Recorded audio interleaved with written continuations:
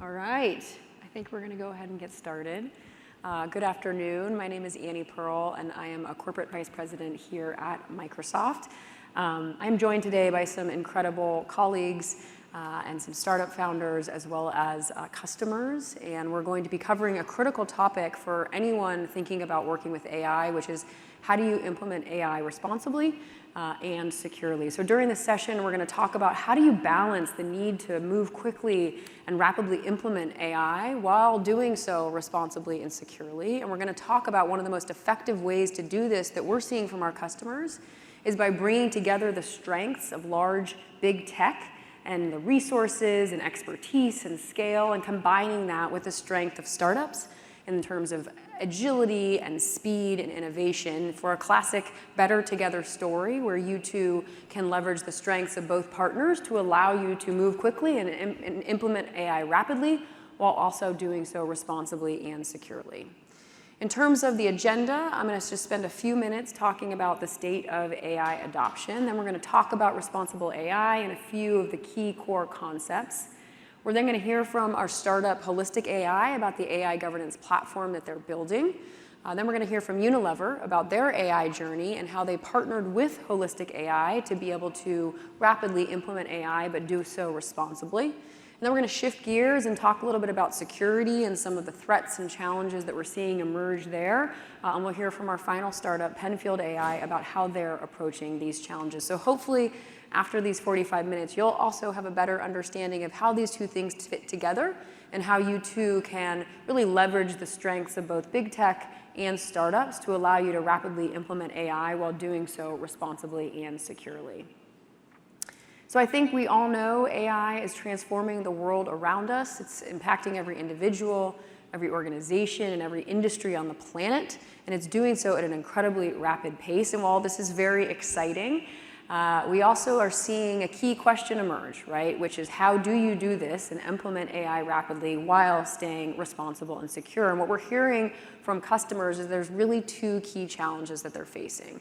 The first is as large-scaled customers who have demands from customers and Wall Street and the board, how do you move quickly and how do you keep pace with this rapid AI-powered change? And secondarily, given these challenges and risks associated with Gen AI, how do you also implement AI responsibly and securely? So we're going to dig into both of these challenges today, starting first with this challenge around the rapid pace of AI-driven change. And while historically we've talked about computing power doubling every 2 years, we're seeing AI systems double in performance roughly every 6 months.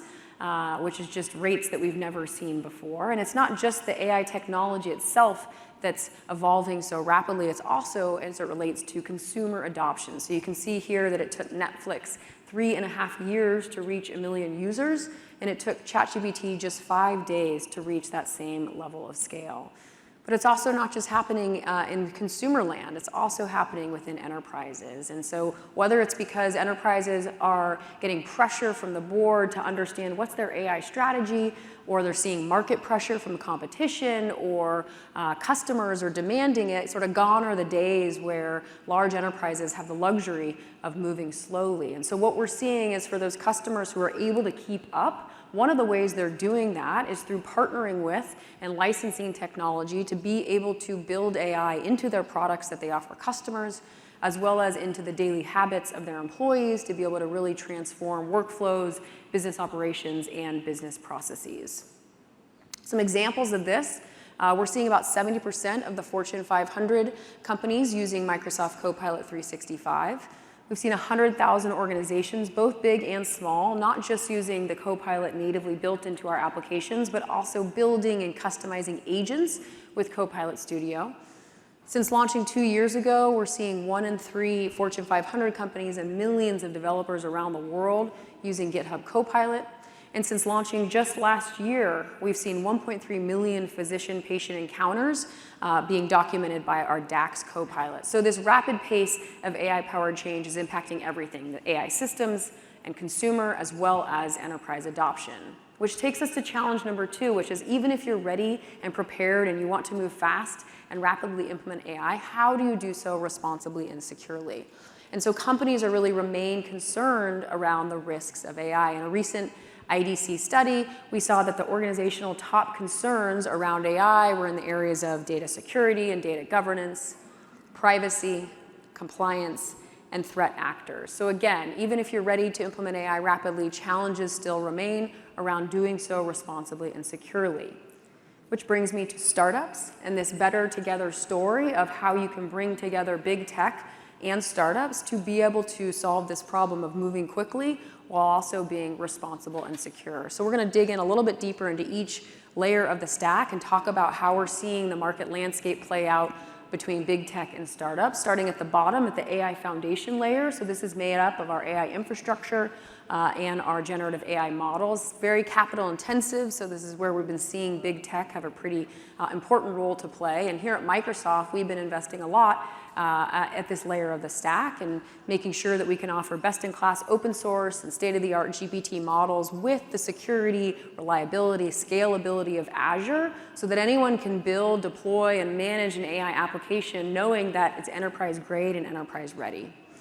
Moving up the stack, next layer, we have AI tooling. This is really what connects that infrastructure layer up to the application layer. And we're seeing both big tech and startups have an important role to play here. And then finally, at the top, we have our AI application layer. This is made up of both horizontal and vertical applications. And this is really where startups shine.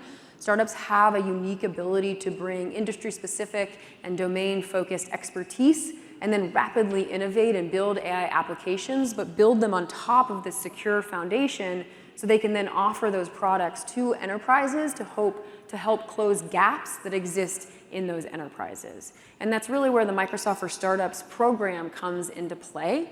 So we offer startups access to state-of-the-art infrastructure and tooling so that they can build, deploy, and manage AI applications built with the security of Azure so that they're enterprise ready. And then as you move up the stack, we then can work with the thousands of startups that are in our programs to handpick those that are really high potential, that are enterprise ready, and actually help match them to enterprise customers to help close gaps that exist in their stack. So that's really one of the things we're seeing to be an effective way to be able to manage this balance of wanting to move fast and implement AI rapidly while also doing so responsibly and securely. So with that intro, I'm going to turn it over to the team, and we're going to hear some of those better together stories from our startups and our customers.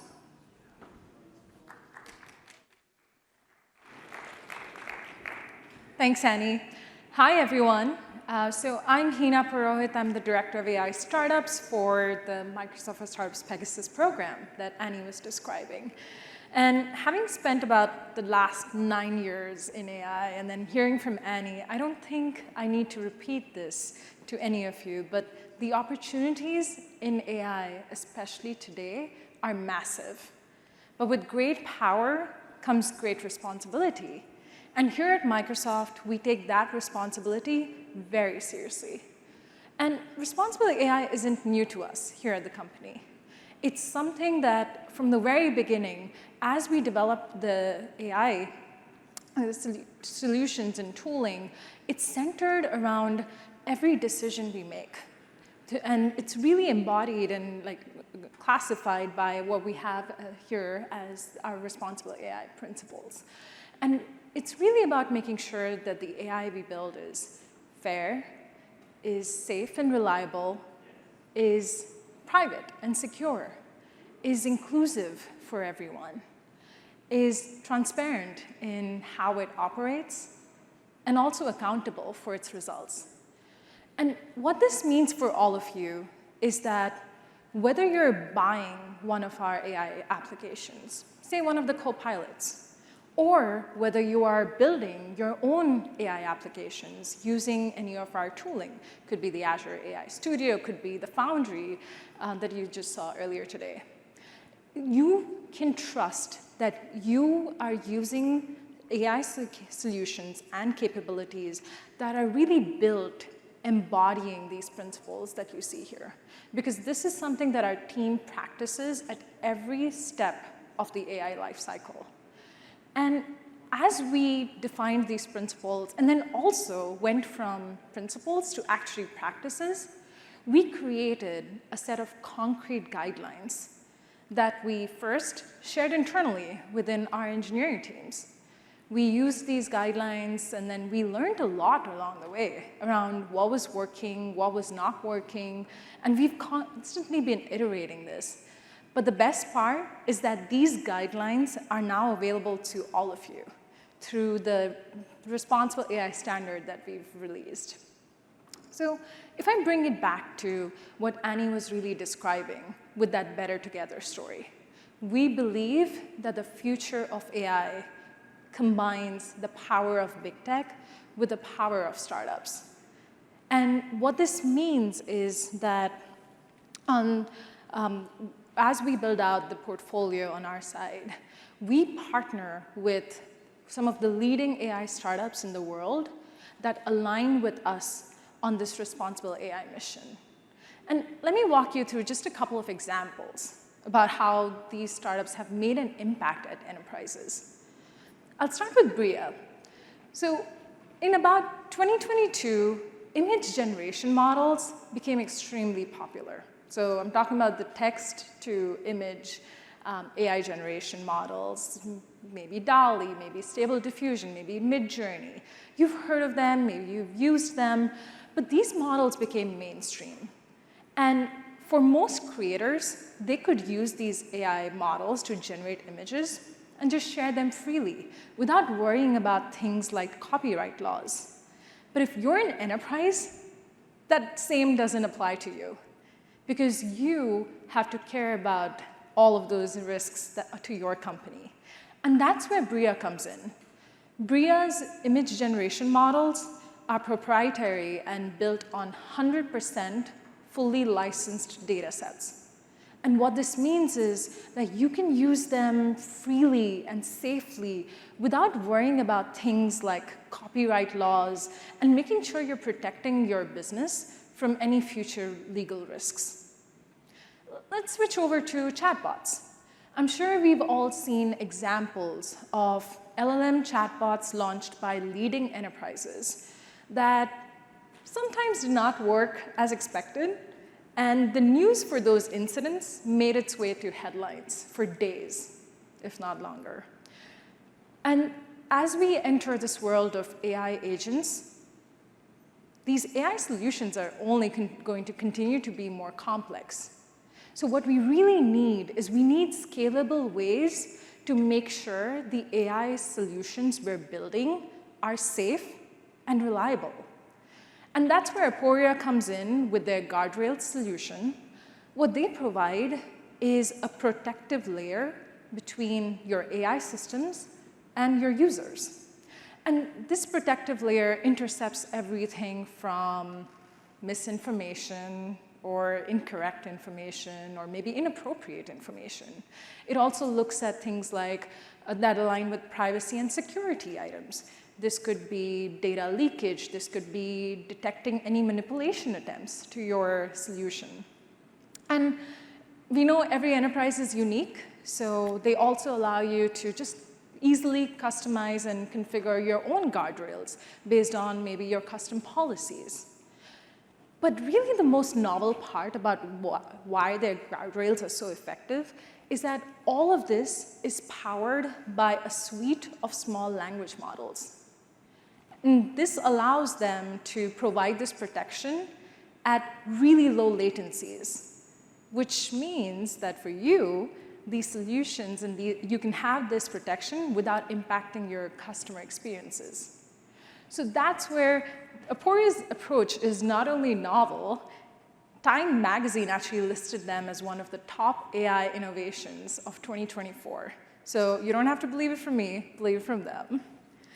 And these are just two of the many startups that we have, where depending on what tasks or where you are in your AI development lifecycle, we've partnered with startups to make sure that you can build these AI solutions responsibly. But another missing piece to all of this is making sure all your AI workloads are properly governed. But I don't want you to hear it from me. I want you to hear from the founder that actually figured this out firsthand.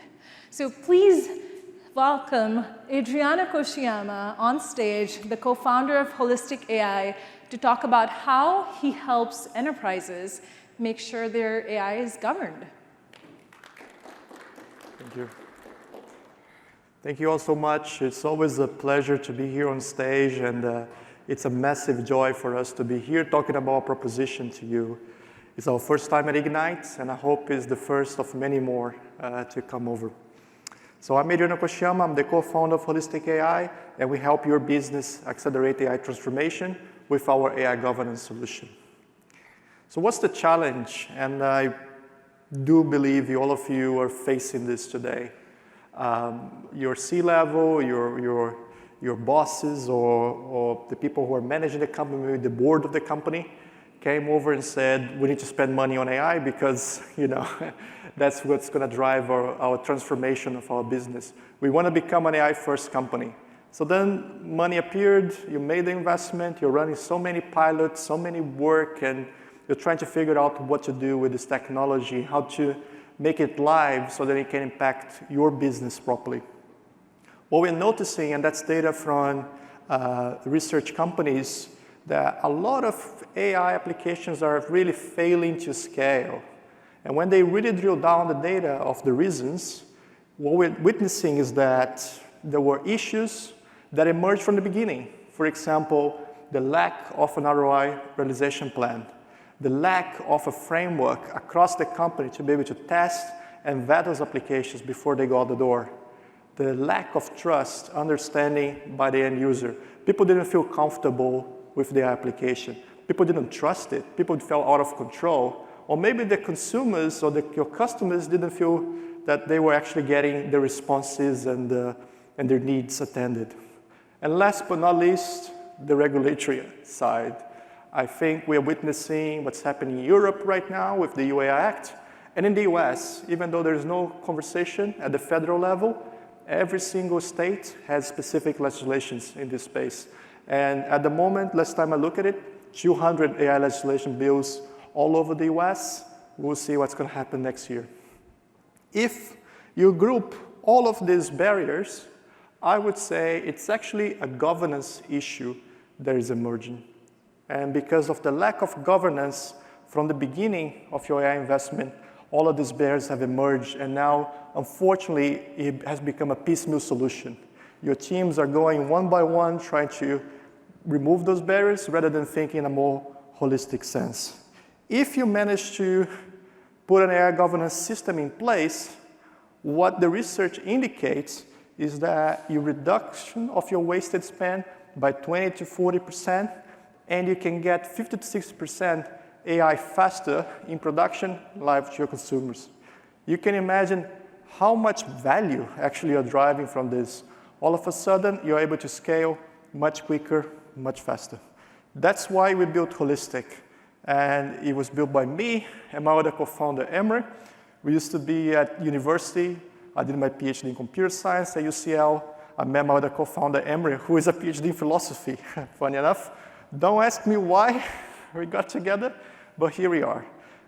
We've been running Holistic together for 5 years. We got lots and lots of interesting assets, work with customers, recognitions. Very recently, we've been named an AI security vendor, a cool vendor by Gartner, one of the 5 selected every year on that. Really proud and happy to be selected. But above all, we are part of this elite program of AI startups by Microsoft. It's the Pegasus program. I wouldn't be here talking to you if it was not for the team from Pegasus. So really thanking the team, Hina, Tom Davies, Holistic AI loves you. Holistic AI loves Microsoft. What do we do? And I'll try to summarize as much as I can. There's 3 key components to the Holistic AI governance platform. The first one is to be able to manage your stack. But think about management, not only provide you the observability and transparency on how AI is being used across the company, but think about it as a portal. So anyone in your company can come into Holistic and be able to self-assess, self-report, have their own workflows, so they're able to start experimenting with AI, but at the same time, your organization is tracking what's going on. We're talking about shadow AI and gray AI and lack of ROI realization plan. Start with the management of your stack. The second, very important, is the risk posture component. We need to make sure that the risks are tackled from the beginning by assessing them, verifying them, having a remediation plan in place, so then you can be able to scale. And when we're talking about risks in AI, we're talking about transparency, bias, privacy, security. So you need to have a proper plan on how to remediate that. We can help you with Holistic AI. Last but not least is to be able to have a common framework to operate in your business. Maybe the framework is a combination of a legal framework plus internal governance components. We're able to provide that through Holistic so then your organization can use the same procedure, the same control points to be able to assess AI that you build inside, but also the third-party ones that you're bringing in. We have unparalleled experience across the industry. We go from financial services and insurance, infrastructure, workplace, tech companies, LLM companies, you name it. We really have a good amount of experience, and I do not believe anybody in this industry have more than we have. I will wrap up my side. I just want to say I'll have one of our customers coming in and talking about the experience that they had with us, and I'm really happy, again, to be here with you on stage and do look forward to continuing conversations. But for now, introducing our colleague from Unilever, Sam Dover. Thanks, Benny. Cheers. Hello, everyone. My name's Sam, Global AI Strategy Lead for Unilever. Who we are, we make soup and soap, fundamentally, but we're active in 190 countries around the globe. Around 3.4 billion people use our products every day, and we have a supply chain of around 57,000 suppliers. Why I'm telling you this information is that we're a business that truly operates at scale, and what we're trying to do with responsible AI is operate that at scale as well. We published an article in the MIT Sloan Business Review alongside Tom Davenport. And effectively, this was a case study of how we've been implementing responsible AI at Unilever in a global FMCG company. We settled on the terminology of kind of 5 different distinct stages for responsible AI. So the first bit is around evangelism. So when representatives of the company speak about the importance of AI ethics. It sounds very obvious, but a couple of years ago, this topic wasn't even in the conversation of many of the C-suite. We then want to move into a place of development of policies and procedures, which effectively is where we decide as a company what is the right corporate policy, the right corporate framework to put on to the different use cases and approaches of AI. We then need to be in a place where we can record the data of the systems and use cases that are moving through, and really looking at things as detailed as model cards for each individualized use case and instance. That is good, but without a review, it is kind of pointless. We wanted to be in a place where we can perform a systematic analysis and review at scale across all of these different systems. And finally, we wanted to be in a place where we could take action. We can either approve or reject or mitigate on certain AI use cases and applications. Why I'm sharing this with you today is it's really been a big part of our journey with Holistic AI. We met the team through an open innovation principle and the London ecosystem. We met them when they were just forming their business at the UCL Artificial Intelligence Center, and we didn't really have a defined problem statement for them. I think this is a key part to play when you're working with smaller companies. Obviously, at the scale that we're operating, we needed to give them the room and flexibility to grow. We always looked at them from a kind of responsible AI and AI ethics perspective, but then we moved into this process of what we call AI assurance. Some people in our business, some people and use cases within our business, people do not necessarily care about ethics, but they do care if their AI is effective or not, or performant or not. And pre our work with Holistic AI, we weren't really doing this as a business. What we've done and the journey that we've been on them with has kind of moved our business away from just evangelism and talking about the importance of AI ethics into true action and a mitigation across our various AI use cases. Now I think we're really in a space of transitioning from assurance into AI governance. We have a strategy that we've deployed across the whole organization of go wide and go deep. Effectively, our go-wide approach is around how do we uplift our entire organization from a productivity point of view, but also from a literacy point of view and a change management point of view. This is important when we're utilizing tools like Microsoft Copilot, and we can really deploy that at scale. Our Go Deep approach is really around finding specific value areas within our business and prioritizing our investment to make sure that it can have a competitive advantage. To date, we've also established a cross-functional AI Center of Excellence based in London, a team that we weren't previously able to showcase.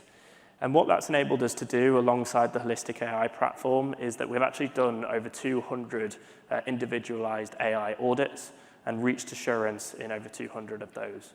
Crucially, also what we've seen is a 50% mitigation rate, whether that be on technical risk factors like bias or explainability, but also in terms of governance risk factors in terms of the impact on the reputation of our brands. We're now in a place as well where we feel like we are in sight of the compliance for various different AI legislations around the world, the core one for us being predominantly based in Europe, obviously being the EU AI Act. We follow this principle of pushing the boundaries of possibility within the guardrails of responsibility, and we think that has been really, really important and crucial for growing our overall AI estate. What does it mean for our business today? As I said, assurance and governance is enabling us to upskill our organization. It's enabling us to prioritize on the right value AI use cases. Crucially, it's really helping us to mitigate risk. And actually, what it is enabling us to do is deliver quicker to realize our digital goals. I think a lot of people think that assurance and bureaucracy can kind of slow down the adoption of AI. What we've actually seen in our enterprise is the opposite of that. We now have way over 300 different AI use cases that are operating across our value chain. So effectively for us, we market, we sell, we develop our products with our in-house R&D. We are constantly negotiating with all of those suppliers, and we also do the manufacturing and make side of our business as well. In each one of these verticals, we have an extensive amount of AI operating today, and all of those AI have passed through the Holistic AI platform and what we've achieved with AI Assurance. So thank you for listening. Happy to take any questions after the session. I'm going to hand it back to Hina now. Thank you, Sam, for sharing those valuable insights and impressive outcomes. So we've been talking about the transformative power of AI. But I want to shift focus to the other critical topic we were talking about, security. And as we embrace the power of AI, we need to make sure that the applications we build are fully secure. So I'd like to welcome on stage Kevin McGee and Tehseen Shabab to talk about how the future of security is changing and how to navigate this rapidly evolving landscape. Thank you, Ina. Thanks, folks. My name's Kevin, and I lead our cybersecurity practice for Microsoft for Startups. I am a former chief security officer, and I brought with me Tehseen, who is CEO of a company called Penfield AI, a cybersecurity company that you'll hear about very shortly. Now, are there any security professionals in the audience? I see one or two, maybe some online. Thank you for being here to support us with our AI colleagues. And thank you to Annie and Hina for inviting us. This is the first time, I think, in my entire career where security has been invited to the table as the innovation is happening. And you think about most of the innovation that's happened in our careers, it happened in the business side, and then they dropped it in our laps, and what do they say? Figure out how to secure it. This time feels different. This time feels like we're working with the business as AI is evolving to figure out how to secure it from the very beginning. But we also have the opportunity to use AI to solve many problems in our own industry. So that's what we really want to talk about. So my first initial cut was, wow, all this AI stuff is going to create all of these new attack surfaces that I'm going to have to figure out how to protect. And how will that work out? And I don't really even know what AI is and whatnot. This was security as the adjective. How do we secure all of these new environments? And this is an environment where we're already seeing the adversaries 10x everything, 10x the number of attacks, 10x the number of tools that we have to look at. So it was going to add this additional complexity. And the other challenge is these are expanding exponentially, parabolic even, and yet the linear human beings just don't have the capacity to learn, to train, to keep up, to triage all those alerts, to figure out how to get it done without burning out. So what makes me feel different about this time is I think AI can solve this problem. And when I saw Tasseen's company, and I saw what he was working with customers, I thought this is the first time in history where we as defenders will really be able to have the tools to keep up at speed and at scale with defenders. What amazing challenges that we have, but what amazing tools and technologies we have for entrepreneurs and innovators to build upon. So with that, what do we need? Well, it's always the same things in security. We want to be more secure, we want to be compliant, we want to lower the total cost of ownership. So I think AI has the potential to do that. But the ability to augment and provide new tools to defenders is where I think we'll see most of the innovation. And with that, I'd like to hand it over to Tasseen to talk to you a little bit about what he's doing in this space. Thank you very much, Kevin. Hello, everyone. I'm Tasseen. I'm one of the co-founders and CEO of Penfield.ai.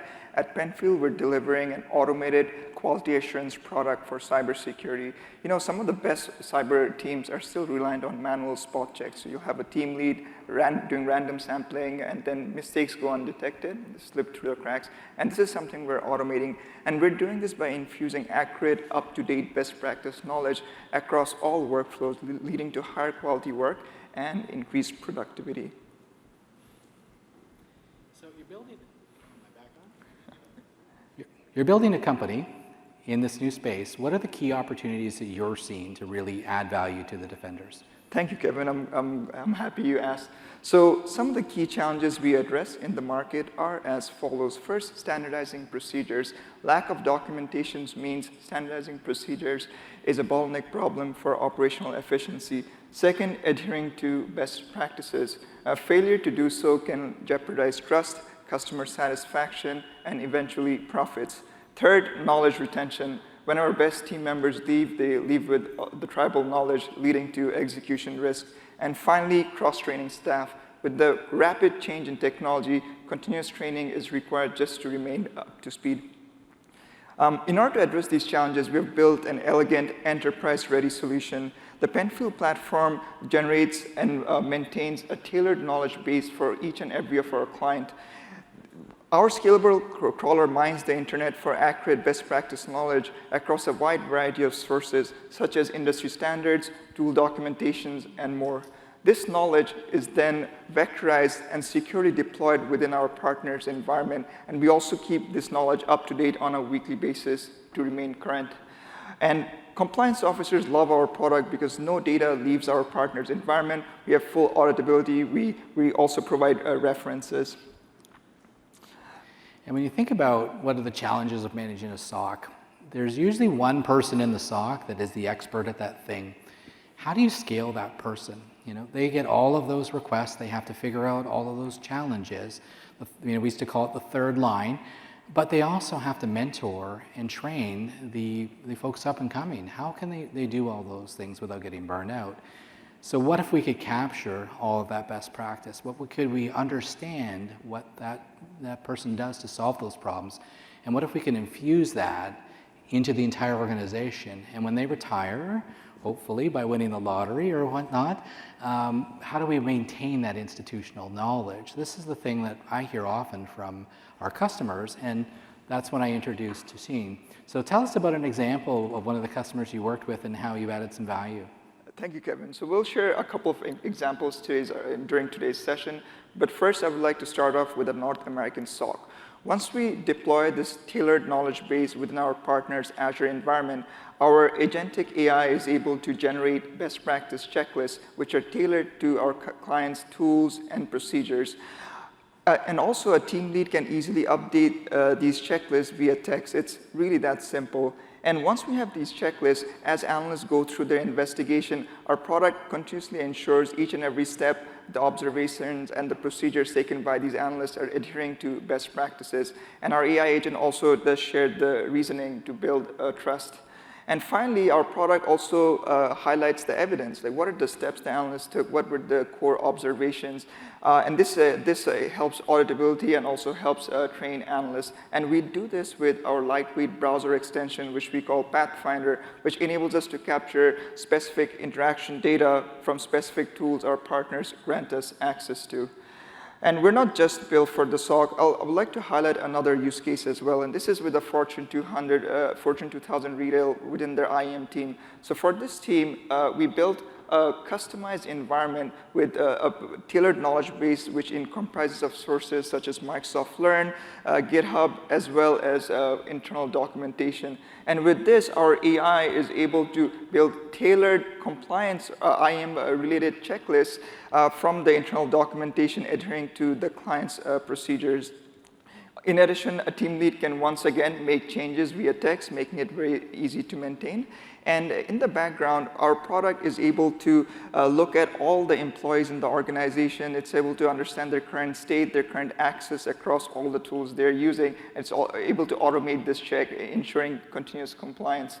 Furthermore, we're also able to generate the evidence. In this case, you're seeing some log information via API, which we pull with the help of Azure Logic Apps. But the CFO and the board of directors doesn't care about how many logs you went through or triage or whatnot. They're interested in return on investment. And often in cybersecurity, it's very hard to express that. If you have an application that increases sales, it's usually fairly easy. Reduces costs, it's fairly easy. But how do you express and unlock value? And this is something I think you've done a real good job of, is explaining how you unlock value within customers. So maybe as a wrap-up, if you could give us a quick idea of how you communicate with customers and how you allow them to communicate with their business on the return on investment. Correct. As Kevin mentioned, this is a huge proponent of our go-to-market, ensuring the CFOs are able to quantify the business value. So our clients are observing business value in three folds. First would be automated quality assurance. So given we build this tailored knowledge base, we're able to provide out-of-the-box high coverage of the best practice checklists. Second, another reason is team leads don't need to manually maintain this knowledge base anymore and keep it up to date. We're able to automate this process as we always look at the new kinds of attacks, the new kinds of tools these organizations are supporting, and our AI automates this to maintain and saving the team lead a significant amount of time. And finally, just by sharing these best practice checks to analysts, we're able to significantly reduce their research requirement while they're doing their job, significantly making them more efficient. Great. Well, on behalf of myself and Tahseen, all the security practitioners in the room and any listening online, to all of you AI folks, thank you for inviting us to the conversation very early on in your journey. And thank you to Hina and Annie, who invited us to speak with them as well. So I'll turn it back to Annie to provide some final words and wrap up the session. Thank you. Thank you, everyone.